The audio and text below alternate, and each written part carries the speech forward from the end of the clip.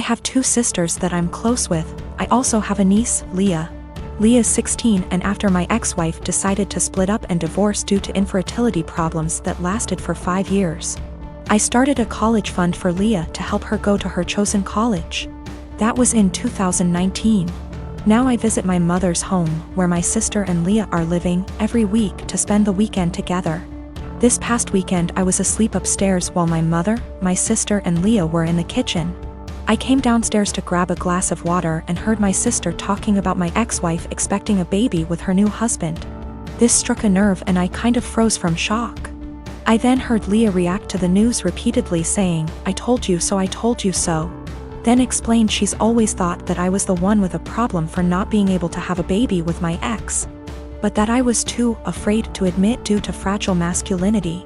I could not believe what she said, but what made it worse is her following statement about how my ex was smart to get a divorce before it was too late. I went upstairs and into the room and shut the door and stayed there for hours. Mom and sister saw me about to leave and insisted to know what the problem was. I didn't want to argue, but I told them that I heard what Leah said about me. Leah stopped eating and got quiet. My sister tried to play dumb, but I told her I heard their entire conversation about my ex-wife and her pregnancy news. My sister tried to backpedal, saying Leah is just a kid who doesn't know much about this stuff and was just spouting nonsense. I told them I don't want to talk about it and they refused to let me leave, but I left eventually. I later sent my sister a text telling her about how hurt and devastated I was because of what Leah said, and told her I will no longer be responsible for funding her education.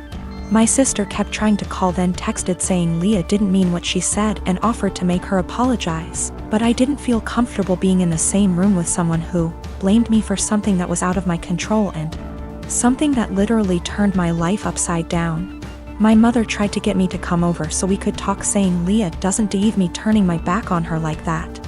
I haven't seen my sister nor Leah after what happened, but they are still trying to contact me, which means there's still a room for a discussion, and so I've decided to go see them tomorrow.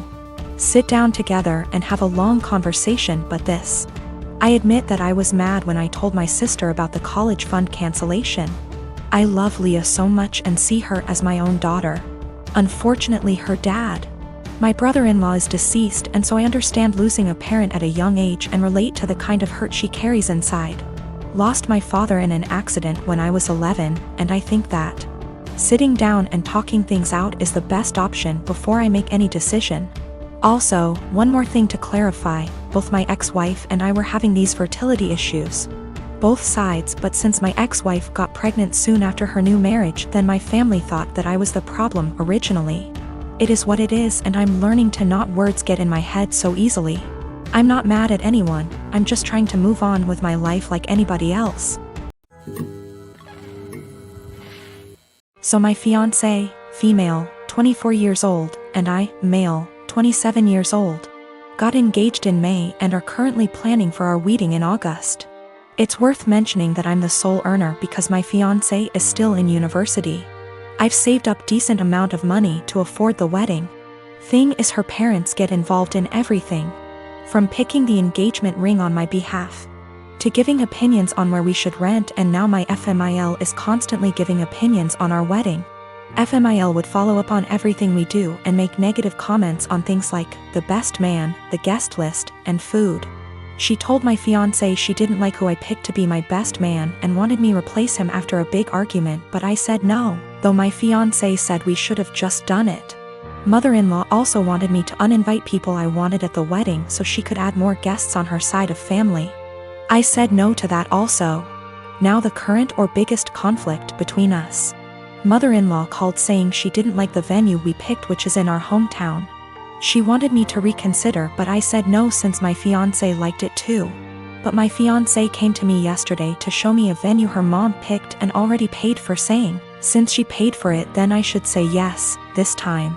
I was in shock and angry because not only did she not consult us, but the venue she picked is 3 towns away where my brother-in-law lives. I immediately thought about my disabled parents who cannot travel this distance for health reasons. Besides that, most of my family won't attend because of distance. I said absolutely not, agreeing on this venue. My fiancé said she disagreed with me and I had no right to complain because her mom and dad paid a lot of money for this venue, as wedding gift and we should accept it. I calmly explained why I refused and she kept saying I'm refusing on purpose because I hate her mom and am playing cat and mouse with her. I bluntly said her mom is indeed making this a game and told my fiancé she's either with me or against on this issue. She either backs me up or there won't be any more wedding planning. She got upset and started crying, asking what she's going to tell her mom and why I was making her choose between me and her parents, but I just feel like she's refusing to see why I don't want this specific venue. So what if her brother lives there? I have never been to that town, so having the wedding just cause her mom paid for the venue is not okay. We haven't talked ever since that argument. My friend called me ungrateful fool for turning away a free wedding venue over distance, but I can't help but feel FMIL did it purposely. I'll try to give my girlfriend's side here too so it's not too biased. I used to dress like shit.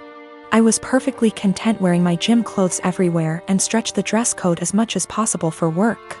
My girlfriend works in the fashion industry, so she helped me buy some clothes that fit me better and looked nicer without being out of my comfort zone, so I was really thankful for that.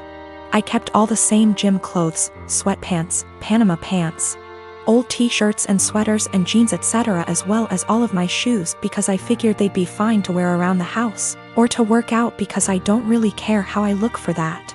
I told her she could buy clothes for me if she wants because she knows what I like, which is maybe where I went wrong. Last week I went on training for work and it was my birthday while I was gone.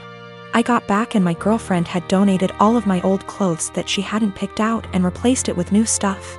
I tried to act grateful at first, but honestly I am pissed off. I don't want to wear shitty stiff jeans that stain the seats in my truck blue, and the running shoes suck for actually running. Even the sweatpants are kinda tight, which in my mind defeats the purpose of wearing sweatpants. She got rid of all my old t-shirts that I bought at games and replaced them with plain colors, but now I have barely any t-shirts at all, and she spent a ton of money doing this. I know the jeans alone are over $300 and the shoes probably cost over $2,000. She gets a small discount on this stuff, but still, she probably spent upwards of $5,000 on all the new clothes. I looked up some of the brands and it's all really high-end. I told her I wish she hadn't gotten rid of my old stuff, and she said I would have kept wearing it, so she had to, but offered to go get it back from the thrift store. Well, the thrift store apparently sends their donated clothes away to get wasted and then they get sent to various locations throughout our city, so basically no one has any idea where my clothes are and they're as good as gone. The reason I'm posting is she's now mad at me for being ungrateful and says I should respect and appreciate her more. But yeah, I'm not really that thankful because she got rid of all my shit. Yesterday I told her not to talk to me until she came home with my bean boots that I've been breaking in for years, which she actually was able to find, but it caused a huge fight. I don't dress like a slob, my clothes don't have holes, I'm not wearing lame graphic tees. And everything I've worn out of the house for the last 3 years, with the exception of going to the gym. Also, I'm not going to break up with her over this. It sucks, but not really breakup worthy. It all began after the first month we started dating, and I don't know why I didn't end things right then and there. While I was taming a shower, he looked through all of the photos on my laptop and yelled at me cause I still had photos of me and my ex. I didn't even remember, cause I don't look at those photos and I guess I was too lazy to delete them.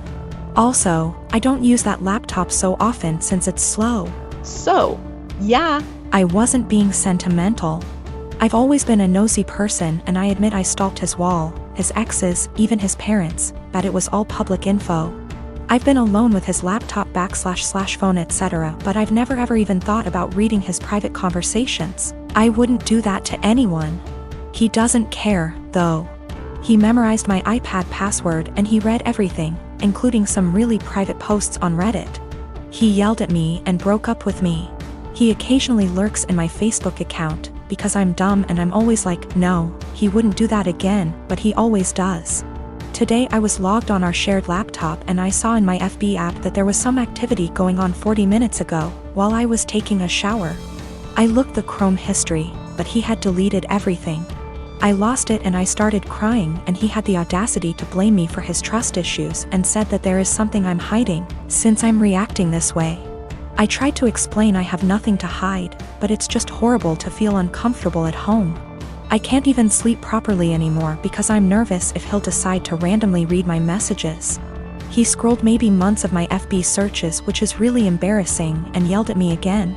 He said I must be hiding something since I'm so upset. I don't hide anything, and I never gave him a reason not to trust me. Once he dumped me and I grabbed a beer with an old friend and he found out. Blamed me for cheating on him and even complained to my mother. I go to therapy every week, not only because of him, I have other issues. There was this group session and I met a boy who has similar problems to mine, and I felt that finally I'd have someone outside therapy to talk to. He's not my type and I didn't like him in a romantic way. I just felt we could be friends, but my boyfriend found out we've talked once, because he was snooping again OFC. And again yelled at me. He said I was a cheater and that's why he had trust issues.